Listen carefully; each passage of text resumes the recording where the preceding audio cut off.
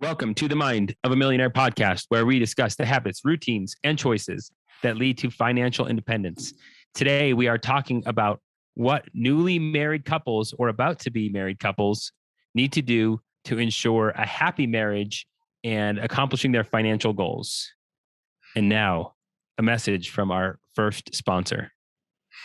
Thanks, Zach. This week's Mind of a Millionaire podcast episode is brought to you by Happy Marriages.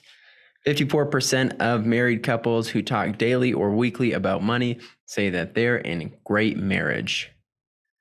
So I guess this podcast is brought to you by Great Marriages, not Happy Marriages. But we at Denver Wealth Management, we can help you and your spouse address your finances, whether that's estate planning or retirement management.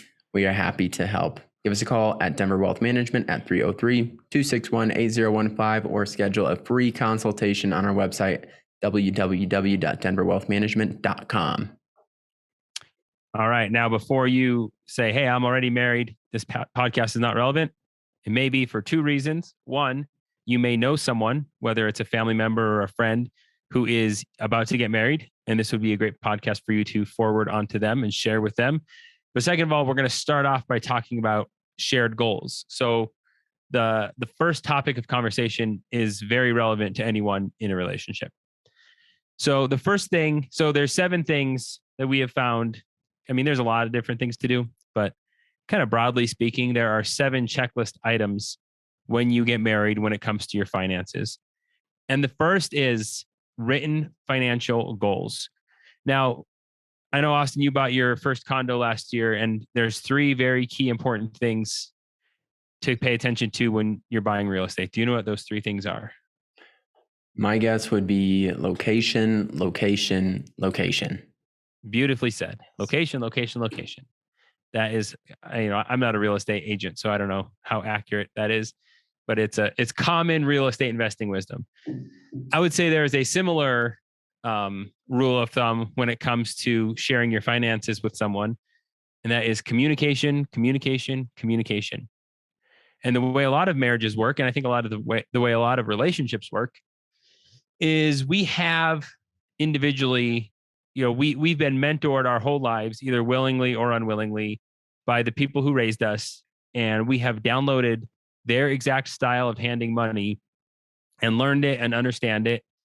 And very likely, whether consciously or subconsciously, have decided to replicate that strategy. So if I had parents who were always fighting about money and always stressed about money and there was never enough money in the account, I may very naturally adopt that identical philosophy of using money. And if my partner had parents who were always very conservative with money or very frugal or whatever it might be, they may also adopt that strategy. So the first thing it comes to that when it comes to merging your finances is communicating. Where am I coming from financially? What are my views on debt?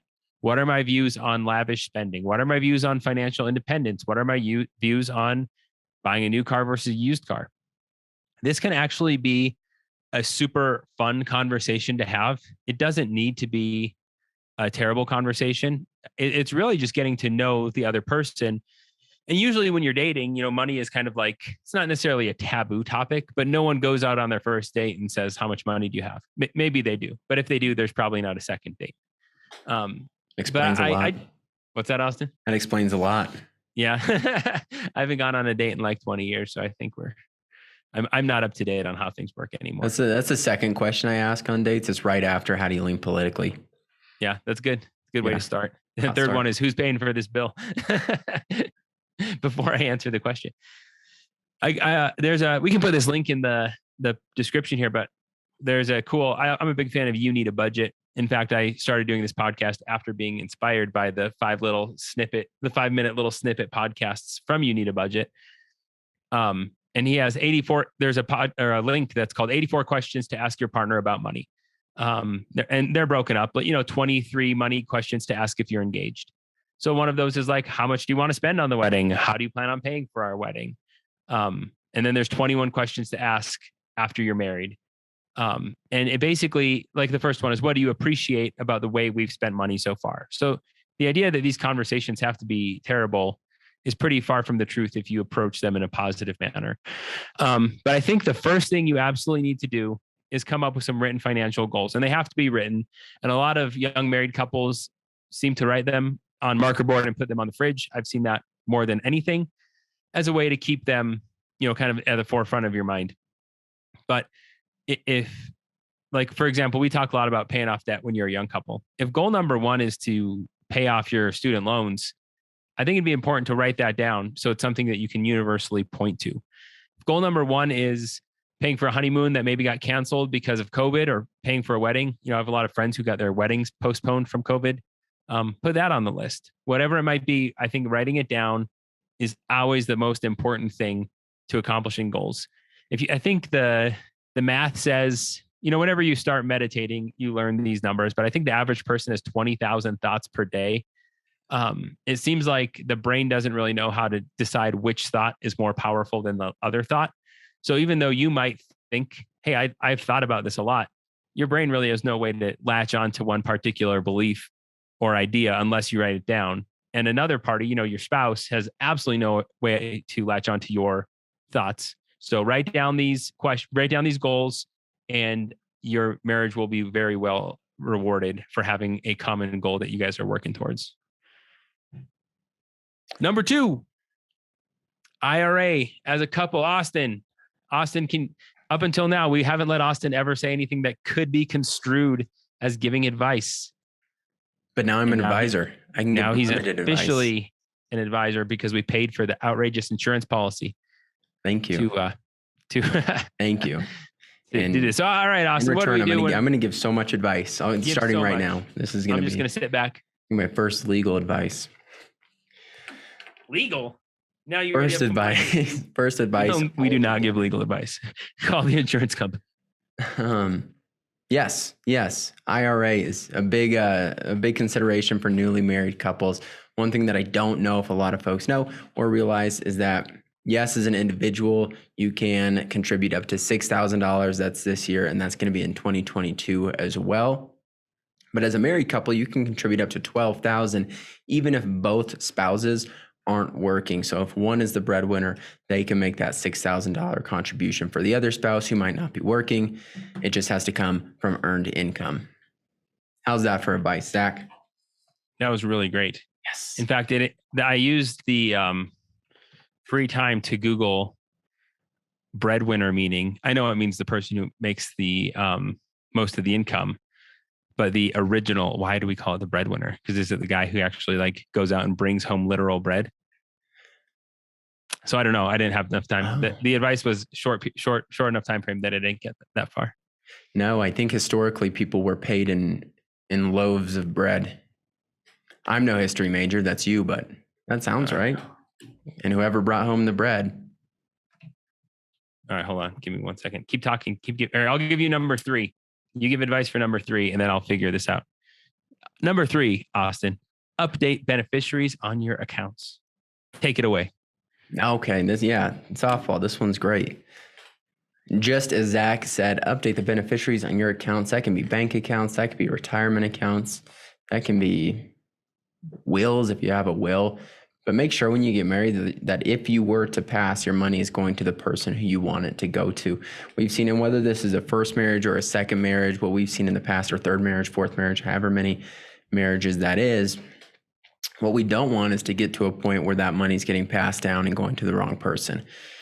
So we can't harp on this enough, but make sure you go in or reach out to your financial professional and get those beneficiaries updated to who you want it to be.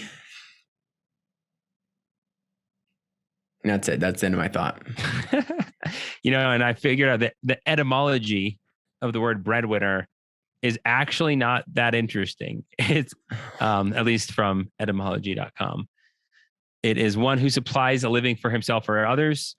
Its root, the first time it's been documented as being said, was in 1821, and it originates from the literal use of the word bread and winning.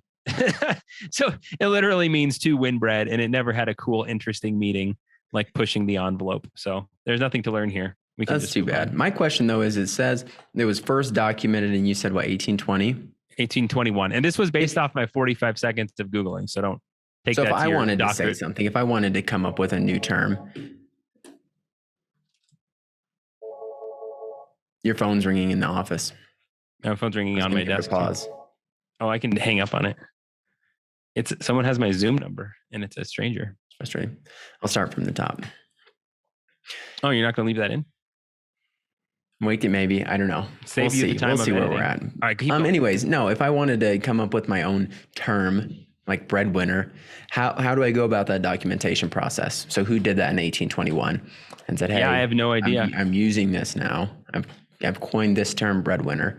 Please document it. Usually historians look at the first like documented time they said it, like, you know, whatever it might be. And they can point to an article written in 1874 where Austyn used the phrase, you know, toast winner.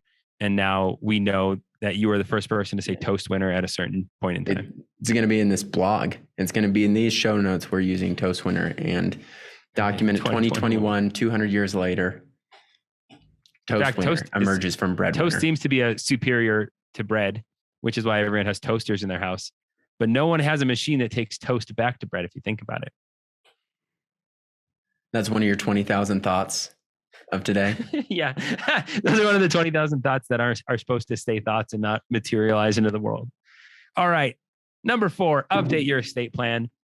This is, most people going into a marriage do not have an estate plan. If it's your second marriage, yes, you probably have an estate plan. If it's your second marriage, this step is absolutely crucial because I've been doing this since 2008, and I now have a few situations or circumstances that I have personally witnessed where a divorced spouse left their entire estate to the divorced spouse and not the new spouse. It really happens. The estate plan is a legal document. Your beneficiary accounts, the beneficiaries on your accounts are legally binding. So if you're married to person 1, you get a divorce, you marry person 2, but you never change the beneficiary. When you pass away, that money goes to beneficiary 1 or person 1, and there's really no legal force that's going to change that.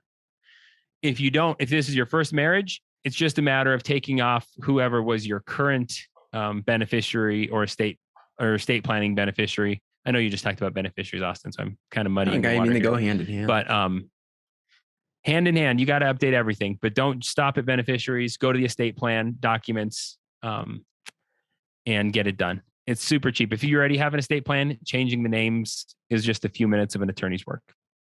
Number 5, buy life insurance if someone depends on your income. Austyn, when does a person need life insurance? When they depend on your income? Man. When someone else depends on your income. You said it. That's right. I set it up. I shouldn't have done that. I wanted to challenge you.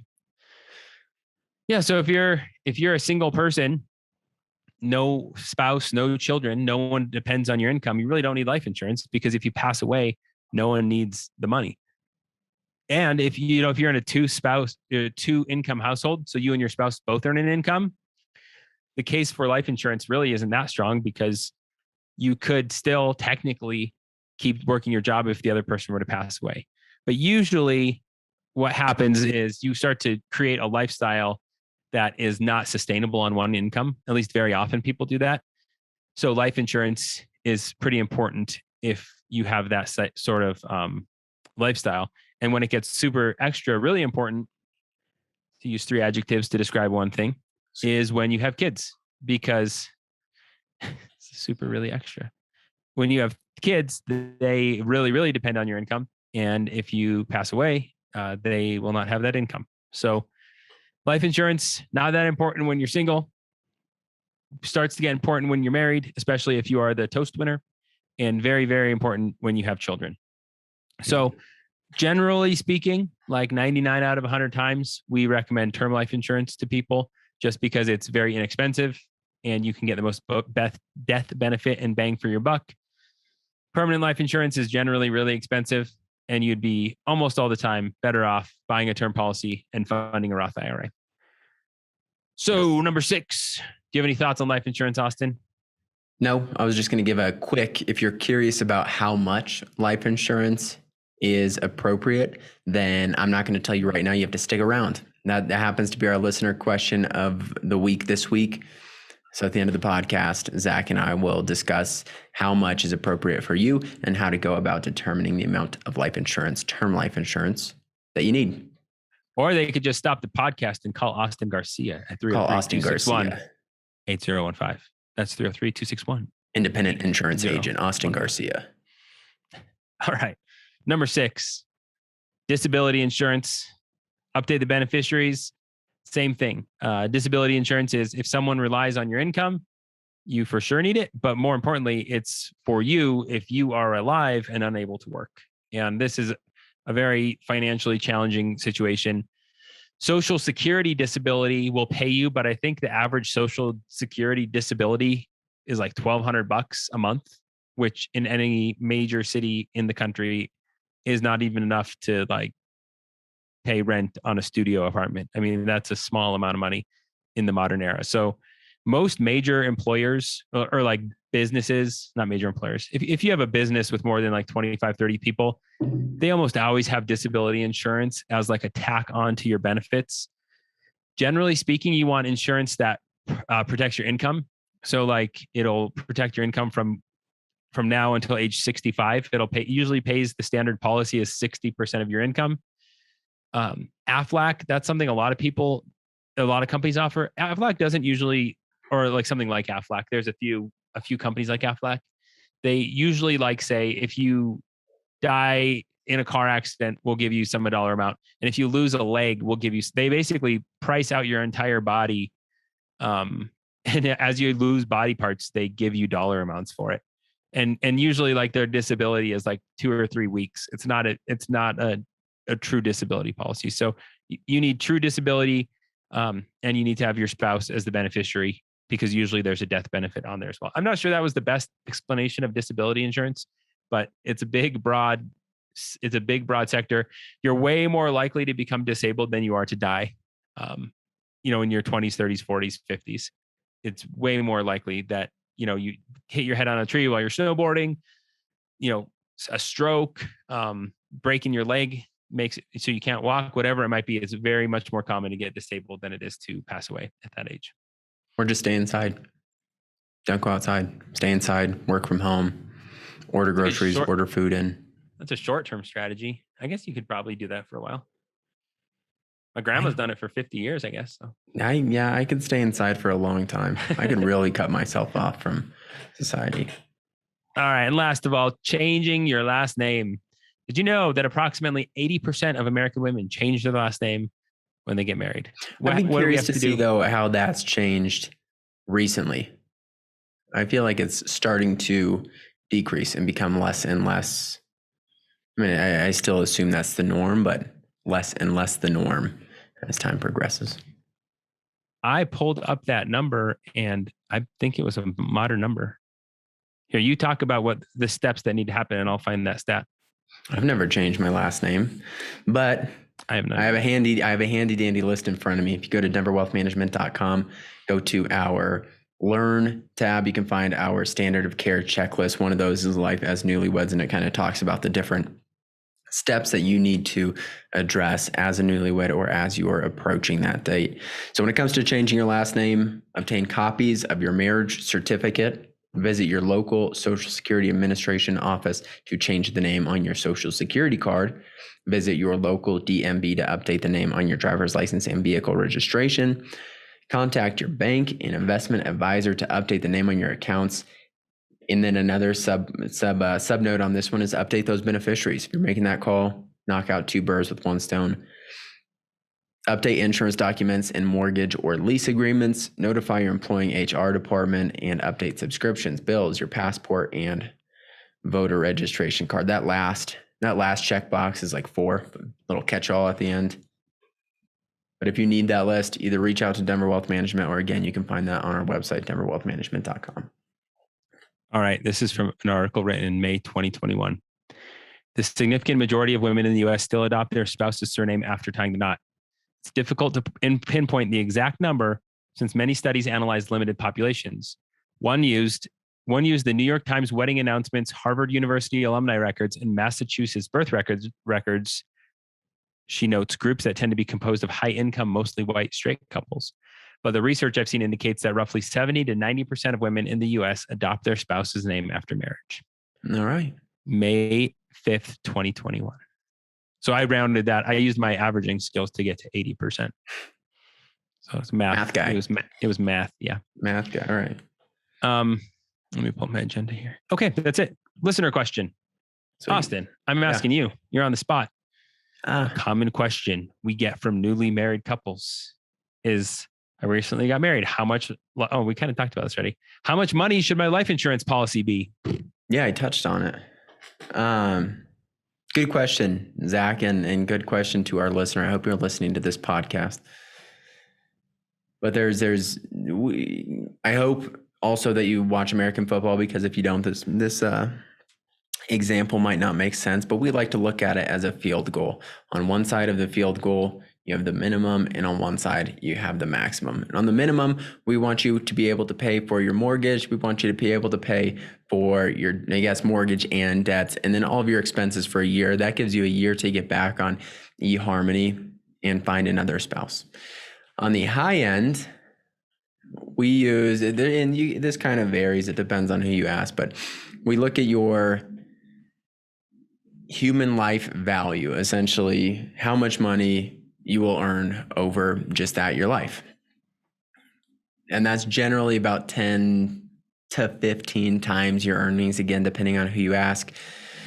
I'll use 10 times earnings just for that max. The purpose of this high end is once you go beyond that, you're sleeping with one eye open. That's how you end up on 60 Minutes, is if you have too much life insurance. So kick a field goal, find some middle ground, talk to a financial advisor about where you feel comfortable from that minimum to the maximum. How's that?